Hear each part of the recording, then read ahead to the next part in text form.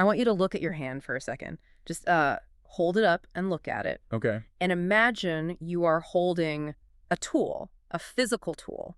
Maybe it is a heavy iron hammer, or maybe it's a razor-sharp scalpel. You know what these things do, right? Mm-hmm. It's tangible. It's visceral. It is. You know that if you swing that hammer with force, you are going to drive a nail into wood or maybe smash something you didn't mean to. Right. You see the immediate consequence. Exactly. But now I want you to picture a different kind of tool. It's something you use every single hour of every single day. Okay. You use it to order your coffee, to talk to your partner, to think through a problem at work. It is the most active, the most volatile tool in your whole arsenal. But here's the catch. What's that? Most of us have never cleaned it. We have never sharpened it. We have never learned the safety protocols. And we have absolutely no idea that while we're swinging this thing around, it is actually carving out the road in front of us. It's the invisible architect of our lives. I am talking about speech, the word. And today, we are not talking about public speaking or how to give a toast. We're talking about the little things you mutter when you drop your keys. That internal monologue. Yes. We are continuing our journey through Florence Scovel Shinn's work, specifically Chapter 3 of The Game of Life and How to Play It. It's called The Power of the Word. And honestly, if you only take one thing away from Shinn's whole philosophy, this might be the most practical place to start. Because she operates on a very bold, almost frightening premise here. Which is? That words are not just noise. They're not just describing what's happening. They are the steering wheel of the mind. It creates this image of us driving a car, doesn't it? But instead of watching the road, we're looking at the back window describing where we've been. Oh, look, a pothole. Oh, another flat tire. Right.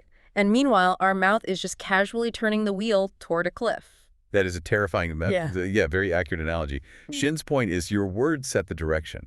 You're constantly giving orders to your subconscious mind, whether you realize it or not. If this episode helps you, please hit like and subscribe for the next one. So let's get into the mechanics of this, because it sounds, mystical, but it's actually deeply structural. It's about how our own operating system functions. Let's start with that definition then. When Shinn talks about the word, it sounds very biblical, very grand. It does. In the beginning was the word. It has that weight. But she isn't just giving a sermon. She's acting more like a technician. So how does she define it in this game of life context? Well, she describes the word as a vibratory force. Now, in the 1920s, that language sounded very, esoteric. A little bit. But if we translate that for today, she is talking about the directive power of language. The word is your self-talk, your internal declarations, the phrases you repeat every day, and really the stories you tell yourself about who you are. So it's not some magic spell. It's me in line at the grocery store thinking, I always pick the slow line. Every single time. Precisely.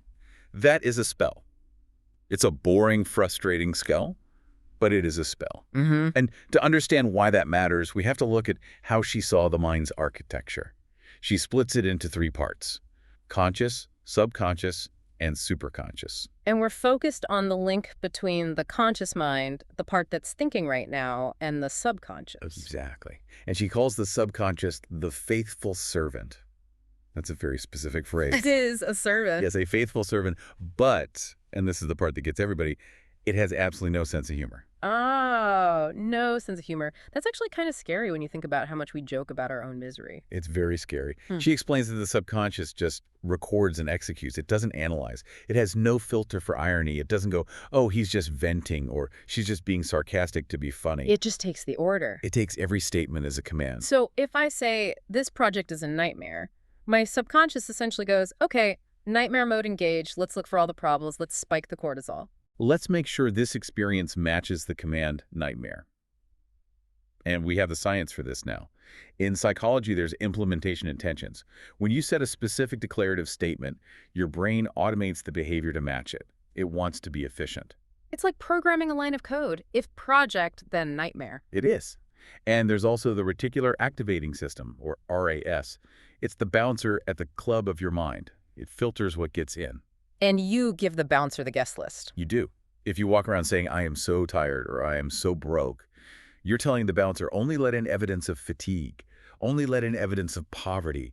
You literally prime your brain to spot what you're talking about. And you become blind to opportunities for energy or abundance because you told your brain they're not on the list. Correct. You filter out the solution because you're fixated on describing the problem. Yeah. Which brings us to what Shinn calls the word trap. Because most of us, if we're honest, use our words to describe the mess we are in. We think we're just being realistic, just telling it like it is. But Shinn calls these idle words. And she argues this is how people totally unwittingly destroy their own lives. They use their words to reinforce the prison walls. So let's talk about these traps. The first one is complaining. The old-fashioned chat, she calls it. Oh, the old-fashioned chat. We all know this one. It's that friend who calls you up and just wants to run through a laundry list of loss, sickness, and trouble. Did you hear about so-and-so? And my hip is acting up again. And the economy. It's like a sport for some people. It is, and it creates this feedback loop of negativity. Shinn says when you do that, you're scattering destructive seeds. You're marinating your mind in problems. But it feels good in the moment, doesn't it? Venting feels like a release. It feels like a release, but it's actually a rehearsal. You're rehearsing the trauma. Every time you tell the sad story, you strengthen the neural pathways for sadness. You're just getting better at being sad. Wow. Rehearsing versus releasing. Okay, then there's the second trap, which is even sneakier. Sarcasm and jesting. This is the trap for the witty. The people who use humor as a shield. Yeah, because we think we're being clever. I don't actually mean this, so it doesn't count. We do. But remember, the subconscious has no sense of humor. Shinn warns against joking yourself into unhappy experiences. Give me an example of this. Well, think about the phrases we use. I wish I was dead. This is killing me. I'm sick and tired of this. And I say I'm sick and tired all the time. I'm sick and tired of this traffic. And Shinn would ask, are you? Because if you keep saying it, your body and your circumstances might just oblige you. You might actually become sick and tired. She says you should never use words in a jest that you wouldn't want to see happen in reality. That is a high bar. That eliminates like 90% of social media. It does. But she's asking, is the laugh worth the consequence? Is that little chuckle worth programming your biocomputer to look for sickness and exhaustion? Then there is the third trap, lack talk.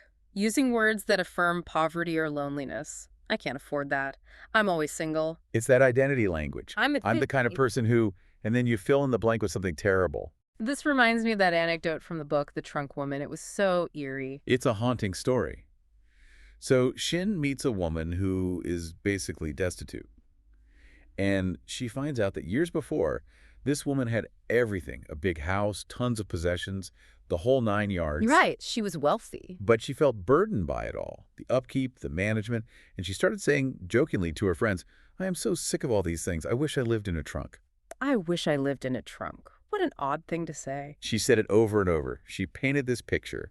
She didn't say, I'd like a simpler life. She said, I wish I lived in a trunk. And the subconscious, having no sense of humor, delivered exactly what she ordered. Years later, she lost everything. And when Shinn met her, all her worldly possessions fit inside a single trunk in a tiny room. That sends a shiver down my spine. She literally spoke herself into a trunk. It illustrates the mechanism perfectly. The subconscious didn't hear the nuance. It heard the command. Trunk, living in a trunk, execute. It makes you wonder how many trunks we're currently building for ourselves. Exactly. So if we accept that we're constantly placing these orders with the universe, how do we fix it?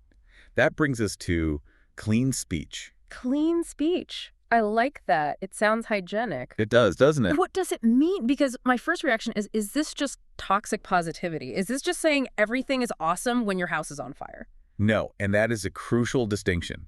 Clean speech is not denial. Denial is delusion.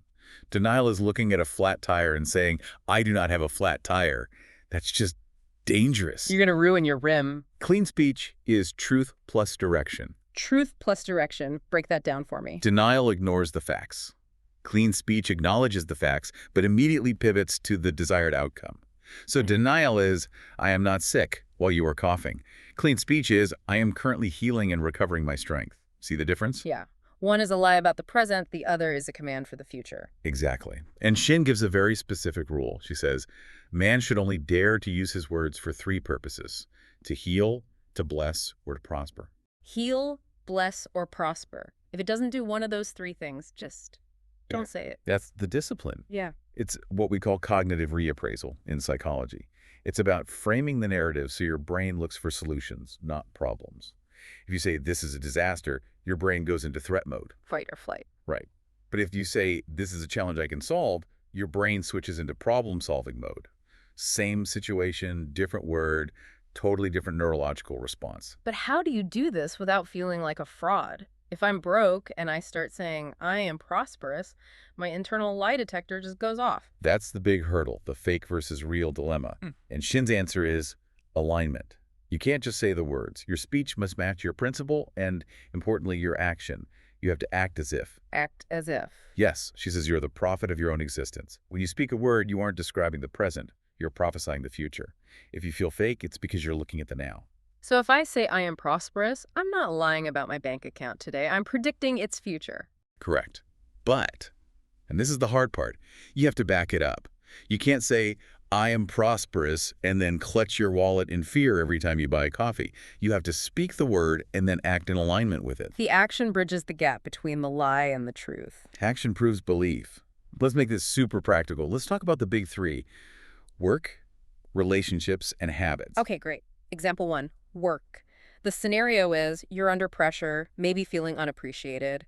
The negative word trap is saying things like, this job is killing me, or I never get it right. Which creates a scarcity mindset, makes you more stressed, and then you make more mistakes. A self-fulfilling prophecy. But what's the shift? How do we use clean speech here? You switch to what you could call self-respect language. Shinn loved rhymes because they sink into the subconscious easily, like a jingle. What's the rhyme? I have a wonderful work. In a wonderful way, I give wonderful service for wonderful pay. I have a wonderful work. In a wonderful way, I give wonderful service for wonderful pay. It's very simple. It is. But look what it does. It directs your brain to focus on the value you provide, wonderful service, and the value you receive, wonderful pay. You shift from victim to a person of service and reward. I like that. Even if your current job isn't wonderful, saying this sort of prepares you for the one that is. Exactly. It helps you build the identity of a valued professional. Okay. Example 2, relationships. This is where it gets messy. Always the advanced class. The scenario is conflict, resentment. The negative word is gossiping or, rehearsing arguments in the shower. We've all won those shower arguments, right? We deliver the perfect comeback. Oh, I am undefeated in the shower. A heavyweight champion. But Shinn says that is poison. Her teaching is that every man is a golden link in the chain of my good. When you speak ill of others, you bind that ill to yourself. You're handcuffed to the person you resent. So what's the shift? Because if someone's being a jerk, it's really hard to see them as a golden link. You use clean request language and something she calls saluting the divinity. Saluting the divinity. That sounds formal. It just means acknowledging the best in the other person, even if they aren't showing it. You speak to their higher self. Instead of complaining, you speak the resolution. I see peace in this situation. So instead of, you are always ignoring me, you'd say. You'd say, I see a relationship where we listen to each other with respect. Or even just internally, to yourself, I salute the divinity in you. It's hard to be petty when you're saluting someone's divinity. It's a pattern interrupt. You can't be in the gutter and the high road at the same time. Exactly. Okay, example 3, habits. For anyone trying to quit something or start something new. The scenario is relapse. Yeah. Or just the daily struggle. The negative word is, I have a weak will, or I always quit. I'm just not a morning person. I'm lazy. Right. A declaration of limitation. A permanent label. The shift here is identity language. Shinn talks about breaking the old record in the subconscious. Like a vinyl record. Yes. The needle falls into the groove and plays the same song. You can't play a new song on an old record. You have to press a new one. So what's the script? Instead of saying, I am trying to quit smoking, which implies you're a smoker who is struggling, you say, I am a non-smoker. Even if you just had a cigarette 5 minutes ago. Yes. Because I am a non-smoker is the identity you're moving into. Instead of I am trying to run, you say I am a runner. A runner runs. It is who they are. It overwrites the old pattern. It creates cognitive dissonance if you don't do the thing. If you believe you're a runner, not running feels weird. The word sets the default. This is so powerful. So let's do the guided exercise, the word reset. For everyone listening, let's do this right now. Let's do it. A little emergency surgery for your vocabulary. Okay, step 1, notice. I want you to identify the most repeated negative phrase you have used in the last 24 hours. Was it, I'm so tired, I can't afford it, this is impossible? Just notice it. Don't judge it, just catch it. Got it, okay. Step 2, name the protection. What does that mean? We say negative things to protect ourselves, so ask, what is this phrase trying to protect me from? If you say, I can't afford it. It protects you from reckless spending. Right, a valid protection. But the cost is it reinforces a poverty consciousness. And if I say I'm so tired? It protects you from having to do more work. It lowers expectations, Yeah. but it also reinforces the fatigue. Okay. So acknowledge the protection. Thank your brain for trying to keep you safe. Then step 3, replace. Create a clean statement that keeps the truth, but adds direction. So instead of I'm broke, maybe you say, I am prioritizing my resources for what matters most. Instead of I'm tired, you could say. I am resting now to recharge for a high energy day. Okay. Step 4, speak and act. Speak the new phrase calmly. And then this is the key. Do one small action that matches it. Faith without works is dead, as Shinn would say. If you say, I am prioritizing my resources, maybe you transfer $5 into savings. Do something that proves you're in control. If you say, I have energy, stand up and stretch, prove it to your subconscious. Exactly. You're signaling to the machine, this is the new program. And finally, step 5, remove a contradiction. This is the cleanup. Identify one habit that contradicts your new word. Is it gossip? Complaining loops? Doom scrolling? Just one. Just one. And stop doing it for just one day. If you're affirming abundance, don't spend an hour reading about economic collapse. It's a contradiction. You can't build a house while setting fire to the foundation. I love that. Now, even when we try, we mess up. Let's cover some common mistakes. We already touched on idle jesting, thinking sarcasm is harmless. That's mistake first. The fix is just realizing the literal nature of the subconscious. Speak only what you want to become true. Mistake second is one I see a lot, the begging tone. Please, please, universe, help me. Right. It sounds humble, but it vibrates with lack. Begging implies you don't have it and don't believe you deserve it. Shinn says, demand the lead. Demand sounds a bit aggressive. That's more like staking a claim. It's the difference between a beggar and a rightful heir. The fix is the knowing tone. Speak with authority and expectation. You don't beg for the sun to rise. You know it's coming. Mistake third, the time trap. Constantly talking about the good old days or a fearful future. Shinn says, look well to this day. The only time you can act is now. So the fix is to live and speak in the now. Mistake fourth, gossip. We mentioned it, but let's go deeper. It's the boomerang law. What man says of others will be said of him. It's not punishment, it's physics. If you judge, you attract judgment. So the fix is to bless others, to bless yourself. Especially if they annoy you. It stops the boomerang. And mistake fifth, inconsistency. Blessing in the morning, cursing the traffic in the afternoon. A spring can't send forth both sweet and bitter water. You just confuse the subconscious. The fix is integrity. Align your speech all day long. It really is a discipline, a workout for your mind. It is. But you feel different the moment you stop complaining. You feel lighter. Let's bring this all home. Expert, can you give us the rapid-fire recap? The core truths? Okay, here's the summary. First, your world is a readout of your conversations. If you don't like the readout, change the input. Second, the subconscious is a faithful servant. Give it better orders. Right. Third, complaining is a poverty prayer. Stop doing it immediately. Fourth, clean speech isn't denial. It's truth, plus direction. Fifth, use words only to heal, bless, or prosper. If it's not one of those, maybe just keep it in your head. Good rule. Sixth, align your actions with your words. Act as if. And finally, watch your words, because your words are watching you. They're creating the path you're about to walk on. Watch your words because your words are watching you.